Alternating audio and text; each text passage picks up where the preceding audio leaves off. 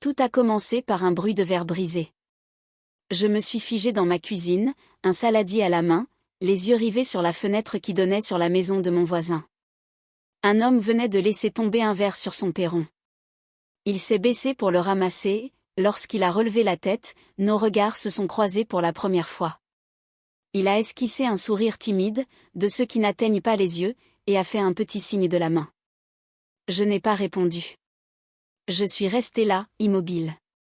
Mon cœur battait plus vite qu'il n'aurait dû pour un simple moment de convivialité entre voisins. Peut-être était-ce parce que je n'avais vu personne emménager dans cette maison depuis des années, ou peut-être était-ce son air calme, mais le poids d'un lourd secret dans son regard. Une semaine plus tôt, j'avais glissé une invitation sous sa porte. Ce n'était pas romantique. Ce n'était même pas prévu. C'était un acte de courage discret après trop de dîners solitaires. Salut, je suis Rémi de Next Door. Dîner lundi soir. Tu es le bienvenu si tu souhaites. J'ai failli me rétracter au moment où j'ai glissé le message.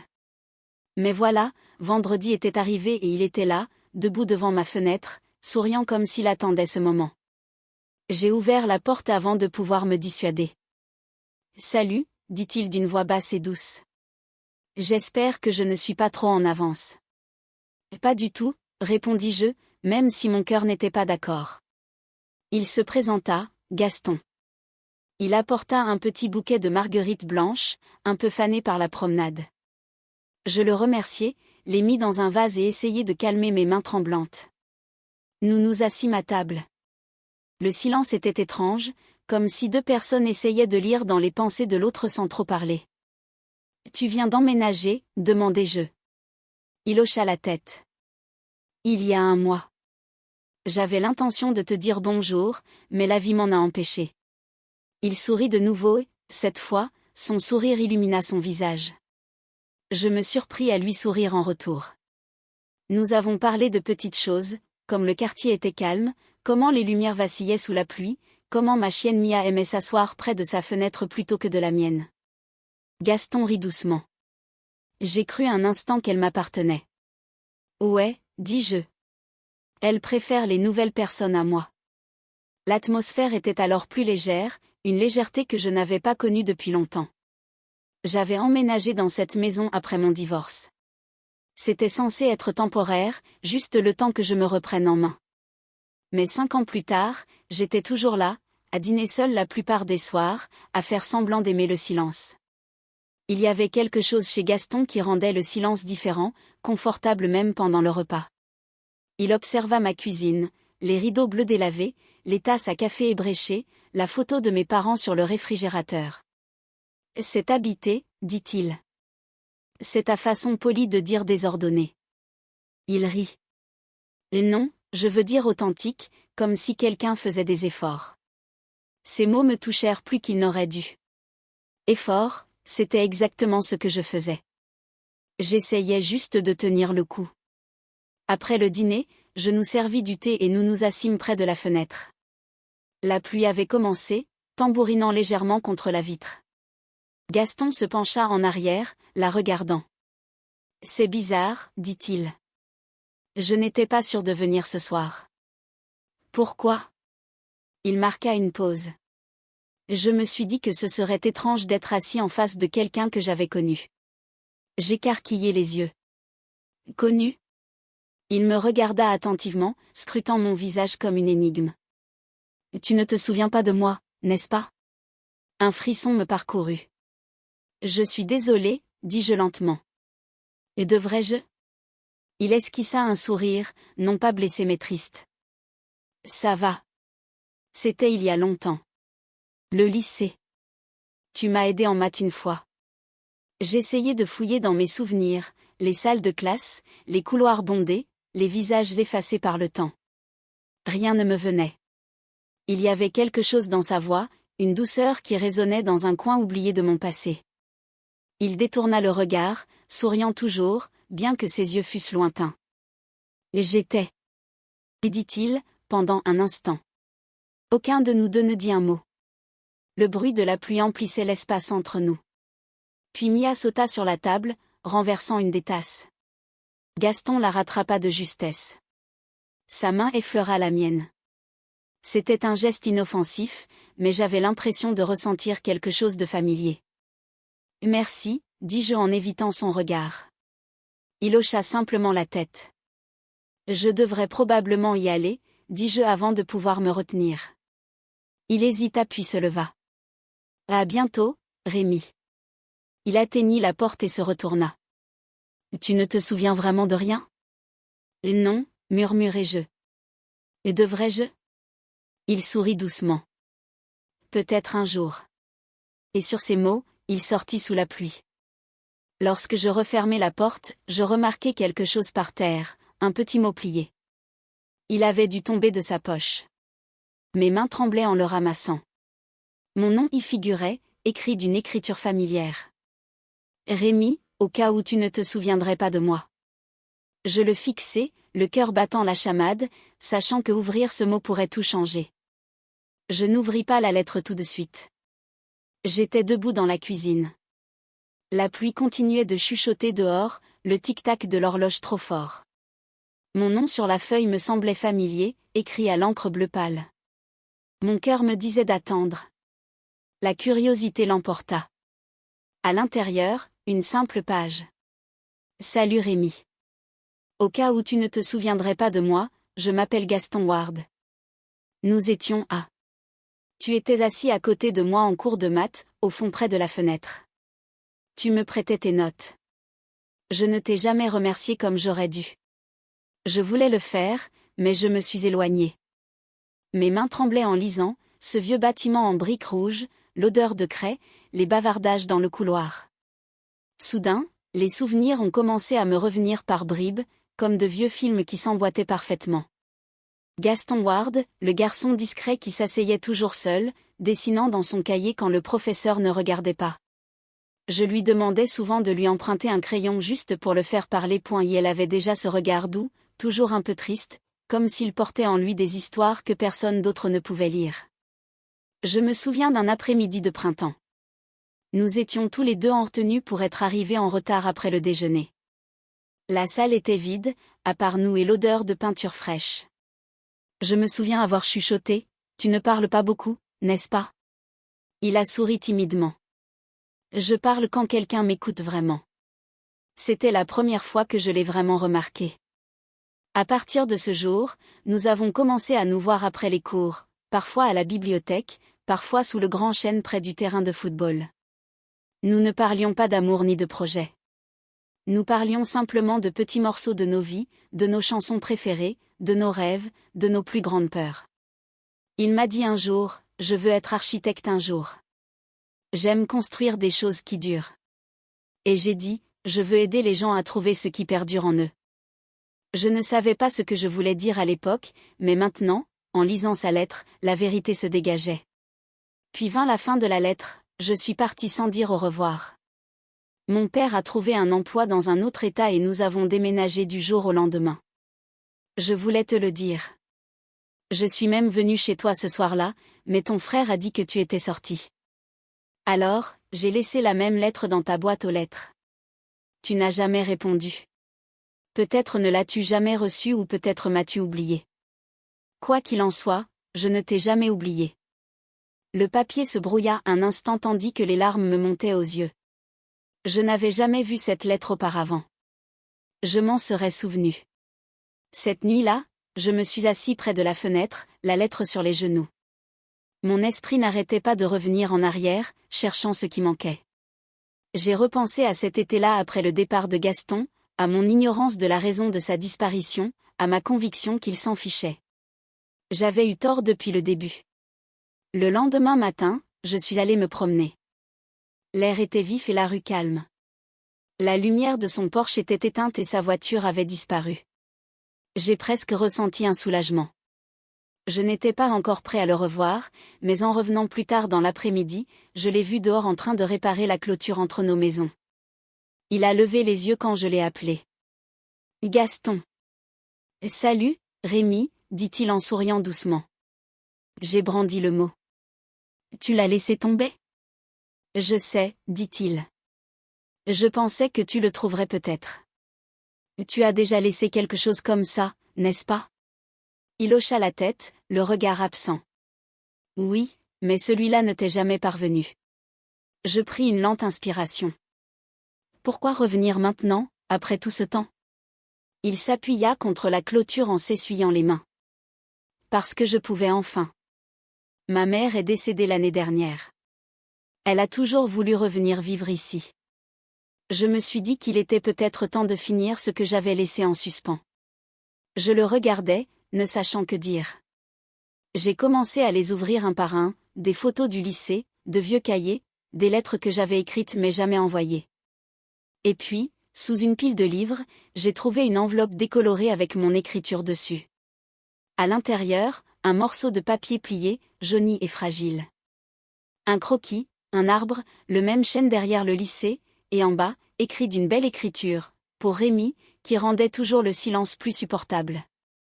Je suis resté assis là, tenant le papier comme un morceau de mon propre cœur. Pendant toutes ces années, j'ai cru qu'il n'était qu'un garçon disparu sans un mot. Mais c'était lui qui se souciait de moi discrètement, en retrait, et d'une manière ou d'une autre, le destin l'avait ramené à côté. Mon téléphone a vibré, un message d'un numéro inconnu. Le dîner était bon. Rémi, j'espère que ce n'était pas trop bizarre. Il y a encore des choses que je dois te dire si tu es prêt à les entendre. Je fixais l'écran, le vieux dessin tremblant encore dans ma main. Le passé n'en avait pas encore fini avec nous. Je n'aurais jamais cru qu'un samedi après-midi pouvait être aussi lourd. J'étais dans le jardin quand je l'ai vu marcher dans la rue, Gaston. Chaque pas qu'il faisait me faisait battre le cœur plus fort. Il avait l'air le même et pourtant différent, plus grand, plus large, un peu plus marqué par la vie, mais avec les mêmes yeux doux qui avaient hanté mes souvenirs pendant des années. Il s'arrêta au bord de mon jardin. « Et, Rémi, dit-il doucement. » Sa voix était calme, mais elle portait un poids auquel je ne m'attendais pas. « Gaston, dis-je, essayant d'avoir l'air désinvolte, mais mes mains tremblaient sur la truelle. Il sourit légèrement et s'approcha. « Tu as une minute ?» J'acquiesçai en posant la truelle. Il s'avança lentement vers moi comme s'il n'était pas sûr que je le laisserais faire. Le soleil se reflétait sur les feuilles mouillées et tout paraissait plus lumineux et plus net que d'habitude. « Ça fait quoi, 18 ans ?» demanda-t-il. Son regard cherchait dans le mien quelque chose que je ne savais pas nommer. « 18 ans, confirmai-je. Ma voix était plus basse que je ne l'aurais voulu. Nous restâmes là en silence pendant un moment, laissant les années s'estomper entre nous. Je me souvenais de lui en cours de maths, assis à côté de moi en train de dessiner ce chêne, l'arbre. Je me suis souvenu des après-midi à la bibliothèque, de nos rires discrets, de nos secrets partagés, et je me suis souvenu du vide brutal lorsqu'il est parti sans un mot. « Je ne t'ai jamais oublié, dit-il enfin, brisant le silence. J'ai cligné des yeux, abasourdi. Et Gaston, je croyais que tu étais parti parce que tu t'en fichais. Il secoua la tête. Je voulais te le dire vraiment, mais mon père nous a fait déménager subitement. Quand j'ai essayé, tu étais parti. J'ai même laissé une lettre une fois, mais je suppose qu'elle ne t'est jamais parvenue. J'ai dégluti. Je ne savais pas. Je pensais qu'on m'avait oublié. Il s'est approché plus près. Et jamais. Il y avait quelque chose dans sa façon de le dire, ce n'était pas que des mots, c'était la vérité qui se cachait derrière, les années de désir silencieux qui ne s'étaient jamais estompées. J'aurais voulu le toucher pour combler le vide, la distance, mais quelque chose me retenait. La peur, peut-être, ou le souvenir d'une déception. Je ne voulais pas ouvrir mon cœur pour le voir briser à nouveau. « Veux-tu entrer ?» demandai-je, à ma propre surprise. Il hésita. « J'espérais que tu me le proposerais. » À l'intérieur, l'air embaumait le pain frais et une légère odeur de lavande. Je lui offris du thé et nous nous assîmes à table, nos mains effleurant le bord des tasses sans parler au début. L'atmosphère entre nous était chargée de non-dits, d'années passées sans explication. « Te souviens-tu du chêne que j'ai dessiné pour toi ?» demanda-t-il soudain, les yeux illuminés. J'acquiesçai lentement. Je l'ai retrouvé au grenier il y a quelques jours. Je n'arrivais pas à croire que je l'avais encore. Il sourit, un sourire mélancolique aux lèvres. Je l'ai gardé précieusement. Toutes ces années, cela m'a rappelé que quelqu'un m'avait vu, que quelqu'un se souciait de moi. Les larmes me piquèrent les yeux. Je ne savais pas, murmurai-je. J'aurais aimé le savoir. Il tendit la main par-dessus la table et la prit légèrement. Ce n'était pas dramatique. Ce n'était pas urgent, c'était juste réel. Rémi, dit-il, la voix brisée un peu. Je voulais te dire quelque chose depuis des années. Quelque chose que je ne pouvais pas te dire à 18 ans. Quelque chose que je n'aurais pas dû dire à l'époque, mais maintenant. Je me penchai en avant, le cœur battant la chamade. Dis-moi. Il s'arrêta. Ses doigts se resserrèrent autour des miens et la tension dans ses épaules. Je t'ai toujours aimé plus qu'une amie, plus que quiconque. Je pensais juste que tu ne ressentais pas la même chose. Il se pencha légèrement en arrière, plongeant son regard dans le mien. Tu n'es pas obligé de dire quoi que ce soit maintenant. Je voulais juste que tu le saches. J'avalai ma salive. Et Gaston, je crois que j'attendais que tu dises ça depuis longtemps. Il expira lentement, le soulagement se lisant sur son visage. Tu n'imagines pas à quel point j'ai attendu ça? Pendant un instant, nous restâmes assis là, les mains immobiles, les années de silence et d'incompréhension se dissipant dans le bonheur d'être à nouveau ensemble. Puis il baissa les yeux vers la table, fronçant légèrement les sourcils. J'ai trouvé autre chose en fouillant, dit-il. Je me penchai en avant. Qu'est-ce que c'est? Il hésita, puis sortit une petite photo pliée de sa poche. Il me la tendit de ses mains tremblantes. Je l'ouvris lentement. Mon souffle me coupa. C'était une photo de nous, 18 ans plus tôt, assis sous le chêne. Mais il y avait quelqu'un d'autre à l'arrière-plan, quelqu'un que je ne reconnus pas au premier abord. Qui est-ce? Murmurai-je. Gaston détourna le regard, la mâchoire serrée. Je crois que cela pourrait expliquer pourquoi nous, il y a tant d'années. J'ai fixé la photo, le cœur battant la chamade. Quelque chose dans le passé, quelque chose de caché, était sur le point de changer tout ce que je croyais savoir. J'ai contemplé la photo pendant un long moment. Le chêne se dressait derrière nous comme il y a 18 ans. Et là, juste derrière Gaston, se tenait un garçon que je ne reconnaissais pas. Un garçon avec un appareil photo pointé sur nous, figé dans le moment. Qui est-ce? Demandai-je doucement. Gaston expira en se frottant la nuque. Il s'appelait Bertrand. Il était mon meilleur ami à l'époque. Nous étions inséparables. Mais cet été-là, quelque chose s'est passé que je n'ai jamais dit à personne. Un froid poids s'installa. Que veux-tu dire? Il me regarda, les yeux calmes mais pleins d'émotion. Le père de Bertrand travaillait avec mon père. Quand ma famille a déménagé, Bertrand a cru que je partais à cause de lui. Il m'a fait croire que tu ne voulais plus me parler, que tu m'avais oublié. J'ai cligné des yeux, essayant de comprendre. Tu as laissé un malentendu entre amis décider de toute notre amitié? Je ne voulais pas, dit-il rapidement, presque désespéré. J'ai juste cru. Je pensais que tu t'en fichais. Alors, j'ai arrêté d'écrire. Je ne voulais pas te déranger et puis je suis partie. Je n'ai jamais envoyé la lettre que j'avais promise. Je n'ai jamais voulu te faire de mal. Mes mains tremblaient. 18 années de silence. Tout ça à cause d'une erreur, un malentendu, une simple photo. Tu aurais pu me contacter, dis-je doucement. Tu aurais pu appeler ou m'écrire à nouveau. J'aurais répondu. Il grimaça. Je sais maintenant. Je ne peux pas changer le passé, Rémi, mais je ne peux pas vivre une année de plus à me demander si tu connaissais la vérité. Je baissai les yeux vers la photo à nouveau, nous en train de rire.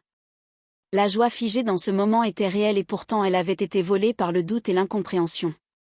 Je ne sais pas quoi dire, murmurai-je. J'ai passé des années à penser que tu t'en fichais de moi. Je m'en suis parfois voulu, pensant que je n'étais peut-être pas à la hauteur. Gaston tendit la main par-dessus la table et prit la mienne. Sa main était ferme, rassurante. Rémi, ce n'était pas de ta faute. Tu as toujours été suffisant. C'est juste que je n'ai pas eu le courage d'affronter la vérité. Les larmes que j'avais retenues pendant toutes ces années menaçaient de couler. Pourquoi me dis-tu ça maintenant? Parce que je n'avais pas le choix, répondit-il simplement. J'avais besoin que tu saches la vraie raison de notre séparation et parce que je ne peux plus faire semblant de ne pas tenir à toi. Je tiens à toi, Rémi, plus que je n'ai jamais tenu à personne. La pièce tournait légèrement. Je voulais le prendre dans mes bras, effacer les années de distance d'une simple étreinte, mais la peur murmurait au fond de moi, et si dire oui maintenant ne faisait que me briser le cœur à nouveau. Moi, Gaston, je ne sais même pas comment faire, avouai-je. Il hocha la tête, lâchant ma main, se levant lentement. Je n'attends rien. Je voulais juste que la vérité entre nous soit enfin claire. Je voulais que tu le saches. Un silence s'installa. Nous étions tous les deux assis, accablés par le poids des années. La pluie dehors avait cessé, laissant des gouttes scintillantes sur la vitre. La lumière filtrait, mais cela n'avait pas encore chassé les ombres de mon cœur. J'ai besoin de temps, dis-je enfin, ma voix n'était plus qu'un murmure.